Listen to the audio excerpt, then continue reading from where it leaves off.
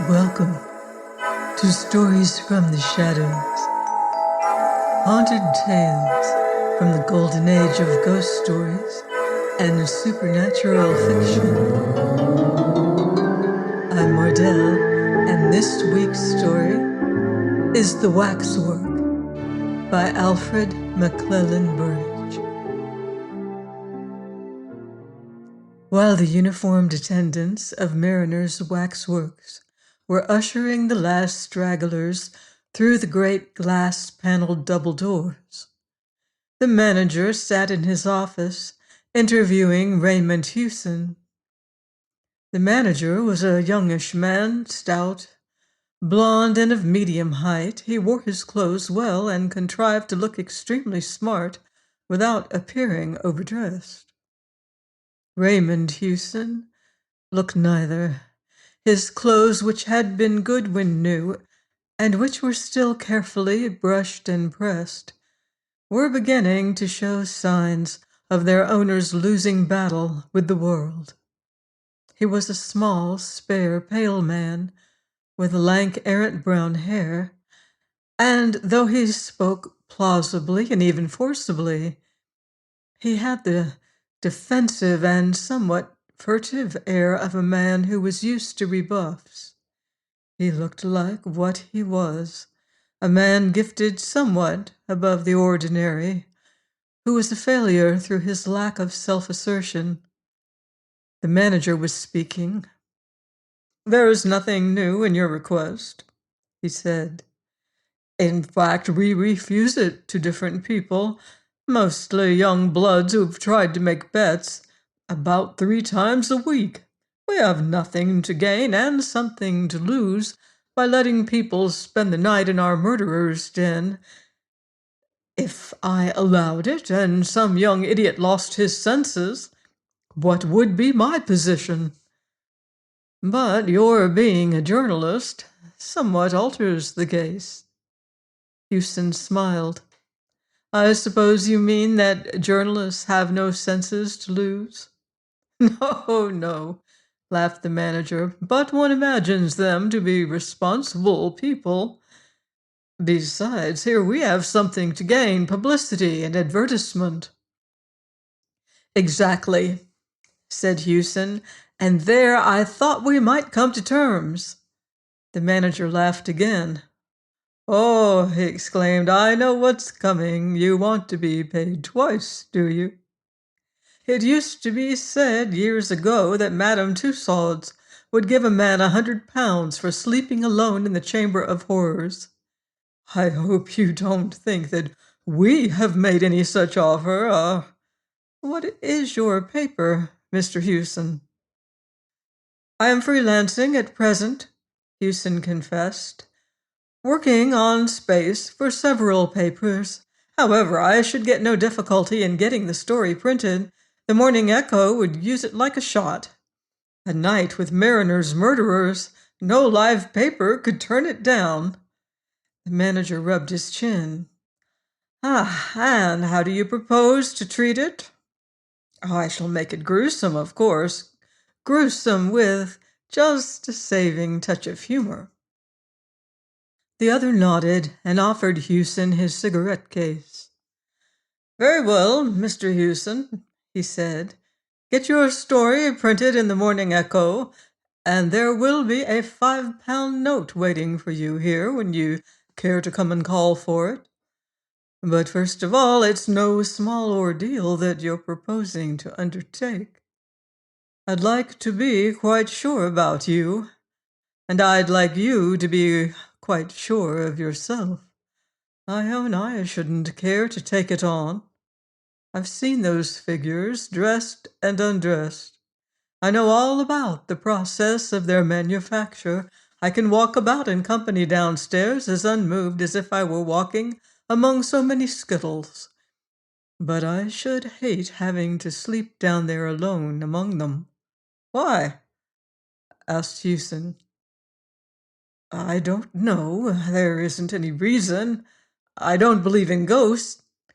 If I did, I should expect them to haunt the scene of their crimes, or the spot where the bodies were laid instead of a cellar, which happens to contain their waxwork effigies. It's just that I couldn't sit alone among them all night, with their seeming to stare at me in the way they do. After all, they represent the lowest and most appalling types of humanity, and although I would not own it publicly, the people who come to see them are not generally charged with the very highest motives. The whole atmosphere of the place is unpleasant, and if you are susceptible to atmosphere, I warn you that you are in for a very uncomfortable night. Houston had known that from the moment when the idea first occurred to him. His soul sickened at the prospect, even while he smiled casually upon the manager. But he had a wife and a family to keep, and for the past month he had been living on paragraphs eked out by his rapidly dwindling store of savings. Here was a chance not to be missed. The price of a special story in the Morning Echo, with a £5 note to add to it. It meant comparative wealth and luxury for a week, and freedom from the worst anxieties for a fortnight. Besides, if he wrote the story well, it might lead to an offer of regular employment. The way of transgressors and newspaper men is hard, he said. I've already promised myself an uncomfortable night, because your murderer's den is obviously not fitted up as a hotel bedroom, but I don't think your waxworks will worry me much. You're not superstitious? Not a bit, Houston laughed. But you're a journalist. You must have a strong imagination. The news editors for whom I've worked have always complained that I haven't any. Plain facts are not considered sufficient in our trade, and the papers don't like offering their readers unbuttered bread. The manager smiled and rose. Right, he said. I think the last of the people have gone. Wait a moment. I'll give orders for the figures downstairs not to be draped, and let the night people know that you'll be here. Then I'll take you down and show you round. He picked up the receiver of a house telephone, spoke into it, and presently replaced it. One condition I'm afraid I must impose on you, he remarked. I must ask you not to smoke. We had a fire scare down in the murderer's den this evening. I don't know who gave the alarm, but whoever it was a false one. Fortunately, there were very few people down there at the time, or there might have been a panic. And now, if you're ready, we'll make a move. He led the way through an open barrier and down ill-lit stone stairs, which conveyed a sinister impression of giving access to a dungeon. In a passage at the bottom were a few preliminary horrors, such as relics of the Inquisition, a rack taken from a medieval castle, branding irons, thumbscrews, and other mementos of man's one-time cruelty to man. Beyond the passage was the murderer's den. It was a room of irregular shape, with a vaulted roof, and dimly lit by electric lights burning behind inverted bowls of frosted glass. It was by design an eerie and uncomfortable chamber, a chamber whose atmosphere invited its visitors to speak in whispers. The waxwork murderers stood on low pedestals with numbered tickets at their feet. Seeing them elsewhere and without knowing whom they represented, one would have thought them a dull-looking crew, chiefly remarkable for the shabbiness of their clothes, and as evidence of the changes of fashions even among the unfashionable.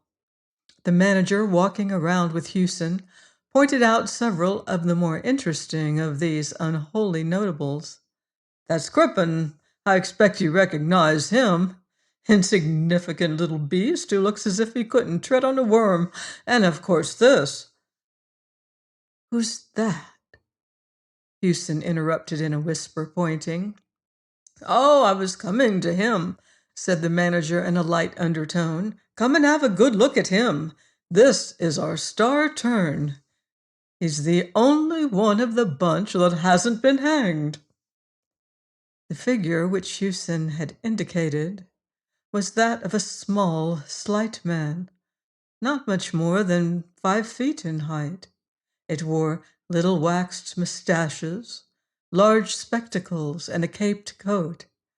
There was something so exaggeratedly French in his appearance that it reminded Hewson of a stage caricature. He could not have said precisely why the mild-looking face seemed to him so repellent, but he had already recoiled a step, and even in the manager's company it cost him an effort to look again. "But who is he?" he asked. "That," said the manager, "is Dr. Bourdet." Houston shook his head doubtfully.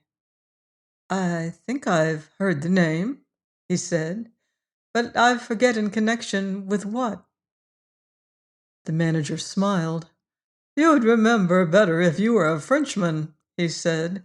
"For some long while the man was the terror of Paris.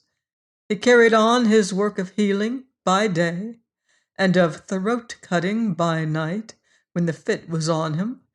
He killed for the sheer devilish pleasure it gave him to kill, and always in the same way, with a razor. After his last crime, he left a clue behind him which set the police upon his track. One clue led to another, and before very long they knew that they were on the track of the Parisian equivalent of our Jack the Ripper, and had enough evidence to send him to the madhouse of the guillotine on a dozen capital charges. But even then, our friend here was too clever for them. When he realized that the toils were closing about him, he mysteriously disappeared. And ever since, the police of every civilized country have been looking for him." Houston shuddered and fidgeted with his feet. "I don't like him at all," he confessed. "Ah, what eyes he's got!" "Yes, this figure's a little masterpiece. You find the eyes bite into you? Well, that's excellent realism, then." For Bourdet practiced mesmerism and was supposed to mesmerize his victims before dispatching them. Indeed, had he not done so, it is impossible to see how so small a man could have done his ghastly work. There were never any signs of a struggle. I thought I saw him move," said Hewson with a catch in his voice. The manager smiled. "You'll have more than one optical illusion before the night's out, I expect. You shan't be locked in. You can come upstairs when you've had enough of it. There are watchmen on the premises, so you'll find company. Don't be alarmed if you hear them moving about. I'm sorry I can't give you any more light because all the lights are on. For obvious reasons, we keep this place as gloomy as possible. And now I think you had better return with me to the office and have a tot of whiskey before beginning your night's vigil." The member of the night staff who placed the armchair for Hewson was inclined to be facetious. "Where will you have it, sir?" he asked, grinning. "Just here? So as you can have a little talk with Crippen when you're tired of sitting still? Say where, sir?" Hewson smiled. The man's chaff pleased him, if only because, for the moment at least, it lent the proceedings a much-desired air of the commonplace. Hewson wished the man good night. It was easier than he had expected. He wheeled the armchair, a heavy one upholstered in plush, a little way down the central gangway, and deliberately turned it so that its back was toward the effigy of Dr. Bourdet. For some undefined reason, he liked Dr. Bourdet a great deal less than his companions. Busying himself with arranging the chair, he was almost light-hearted. But when the attendant's footfalls had died away, and a deep hush stole over the chamber, he realized that he had no slight ordeal before him. The dim, unwavering light fell on the rows of figures, which were so uncannily like human beings that the silence and the stillness seemed unnatural and even ghastly. He missed the sound of breathing, the rustling of clothes, the 101 minute noises one hears when even the deepest silence has fallen upon a crowd. All was still to the gaze and silent to the ear. It must be like this at the bottom of the sea, he thought, and wondered how to work the phrase into his story on the morrow. He faced the sinister figures boldly enough. They were only waxworks. So long as he let that thought dominate all other, he promised himself that all would be well. It did not, however, save him long from the discomfort occasioned by the waxen stare of Dr. Bourdet, which he knew was directed upon him from behind. The eyes of the little Frenchman's effigy haunted and tormented him, and he itched with a desire to turn and look. At last Hewson slewed his chair round a little and looked behind him. Among the many figures standing in stiff, unnatural poses, the effigy of the dreadful little doctor stood out with a queer prominence, perhaps because a steady beam of light beat straight down upon it. "He's only a waxwork, like the rest of you," Hewson muttered defiantly. "You're all only waxworks." They were. Only waxworks, yes. But waxworks don't move. Not that he had seen the least movement anywhere, but it struck him that in the moment or two while he had looked behind him, there had been the least subtle change in the grouping of the figures in front. Crippen, for instance, seemed to have turned at least 1 degree to the left. Or, thought Hewson, perhaps the illusion was due to the fact that he had not slewed his chair back into its exact original position. He took a notebook from his pocket and wrote quickly, "Memorandum, deathly silence and unearthly stillness of figures, like being bottom of sea, hypnotic guise of Dr. Bourdet. Figures seem to move when not being watched." He closed the book suddenly over his fingers and looked round quickly and awfully over his right shoulder. He had neither seen nor heard a movement, but it was as if some sixth sense had made him aware of one. He looked straight into the vapid countenance of Lefroy, which smiled vacantly back as if to say, "It wasn't I." Of course it wasn't he or any of them. It was his own nerves. Or was it? Hadn't Crippen moved again during that moment when his attention was directed elsewhere? You couldn't trust that little man. Once you took your eyes off him, he took advantage of it to shift his position. That was what they were all doing, if he only knew it, he told himself, and half rose out of his chair. This was not quite good enough. He was going. He wasn't going to spend the night with a lot of waxworks which moved around while he wasn't looking. Hewson sat down again. This was very cowardly and very absurd. They were only waxworks, and they couldn't move. Let him hold to that thought, and all would yet be well. Then why all that silent unrest about him, a subtle something in the air which did not quite break the silence, and happened whichever way he looked, just beyond the boundaries of his vision? He swung round quickly to encounter the mild but baleful stare of Dr. Bourdet. Then, without warning, he jerked his head back to stare straight at Crippen. Ha! He'd nearly caught Crippen that time. "You'd better be careful, Crippen, and all the rest of you. If I do see one of you move, I'll smash you to pieces, do you hear?" He ought to go, he told himself. Already he had experienced enough to write his story, or 10 stories for the matter of that. Well, then, why not go? The Morning Echo would be none the wiser as to how long he had stayed, nor would it care so long as his story was a good one. Yes, but that night watchman upstairs would chaff him. And the manager, one never knew. Perhaps the manager would quibble over that £5 note, which he needed so badly. He wondered if Rose were asleep, or if she were lying awake and thinking of him. She'd laugh when he told her that he had imagined. Oh, this was a little too much. It was bad enough that the waxwork effigies of murderers should move when they weren't being watched. But it was intolerable that they should breathe. Somebody was breathing. Or was it his own breath, which sounded to him as if it came from a distance? He sat rigid, listening and straining, until he exhaled with a long sigh. His own breath, after all, or if not, something that had divined that he was listening and had ceased breathing simultaneously. This would not do.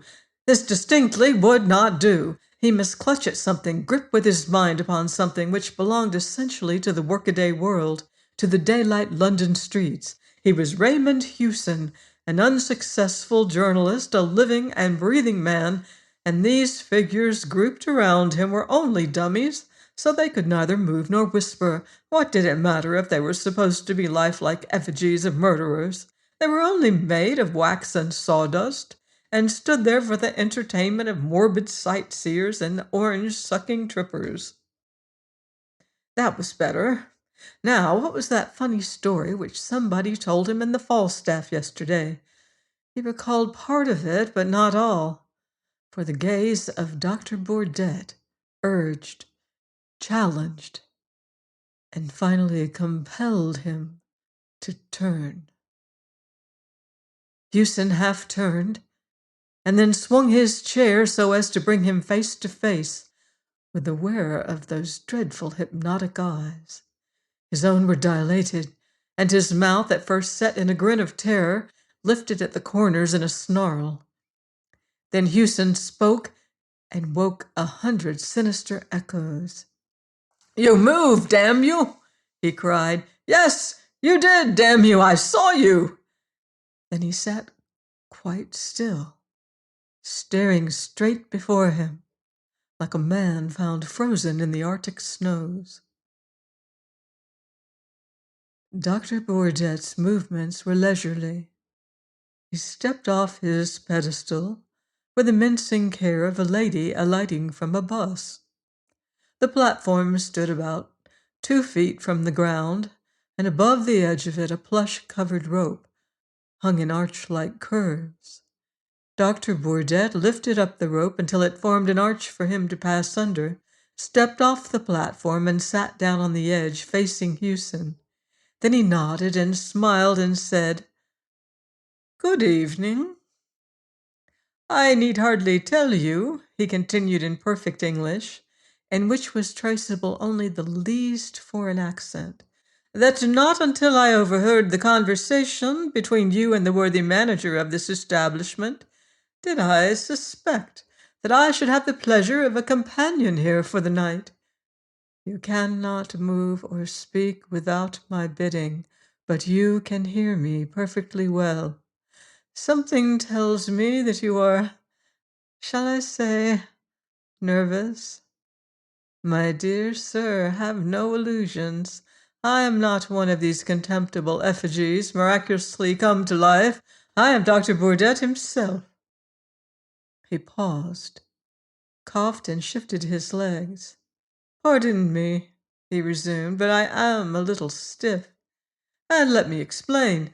Circumstances with which I need not fatigue you have made it desirable that I should live in England. I was close to this building this evening when I saw a policeman regarding me a thought too curiously.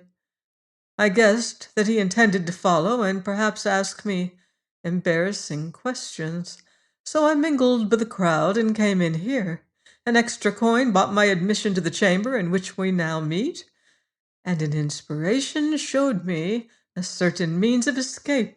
I raised a cry of fire, and when all the fools had rushed to the stairs, I stripped my effigy of the caped coat which you behold me wearing, donned it, hid my effigy under the platform at the back, and took its place on the pedestal. The manager's description of me, which I had the embarrassment of being compelled to overhear, was biased but not altogether inaccurate. Clearly, I am not dead, although it is as well that the world thinks otherwise. His account of my hobby, which I have indulged for years, although through necessity less frequently of late, was in the main true enough, although not intelligently expressed. The world is divided between collectors and non-collectors. With the non-collectors, we are not concerned. The collectors collect anything according to their individual tastes, from money to cigarette cards, from moths to matchbooks. I collect throats. He paused again and regarded Houston's throat with interest mingled with disfavor. I am obliged to chance which brought us together tonight, he continued, and perhaps it would seem ungrateful to complain. From motives of personal safety, my activities have been somewhat curtailed of late years, and I am glad of this opportunity of gratifying my somewhat unusual whim. But you have a skinny neck, sir, if you will overlook a personal remark. I should never have selected you from choice.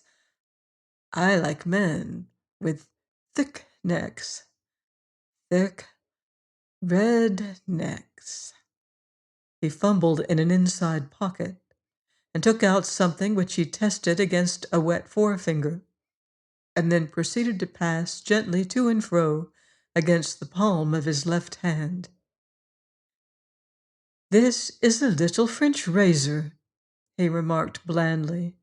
They are not much used in England, but perhaps you know them. One drops them on wood. The blade, you will observe, is very narrow.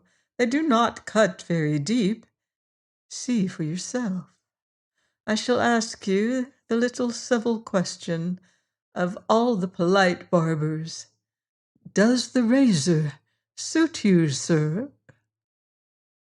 He rose up, a diminutive but menacing figure of evil, and approached Houston with the silent, furtive step of a hunting panther. You will have the goodness, he said, to raise your chin a little. Thank you. And a little more, just a little more. Ah, thank you. Merci, monsieur. Ah, merci. Merci. Over one end of the chamber was a thick skylight of frosted glass, which by day let in a few sickly and filtered rays from the floor above. After sunrise, these began to mingle with the subdued light from the electric bulbs, and this mingled illumination added a certain ghastliness to a scene which needed no additional touch of horror. The waxwork figures stood apathetically in their places, waiting to be admired or excreted by the crowds who would presently wander fearfully among them.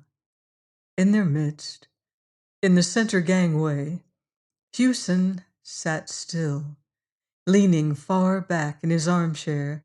His chin was up-tilted as if he were waiting to receive attention from a barber.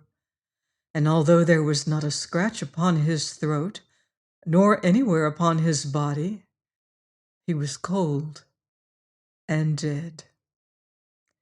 His previous employers were wrong in having him credited with no imagination.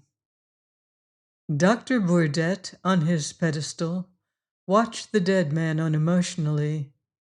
He did not move, nor was he capable of motion. But then, after all, he was only a waxwork. Join me next week for another strange tale of the unseen and the unknown here on Stories from the Shadows. Until then, I wouldn't blame you if you leave the lights on.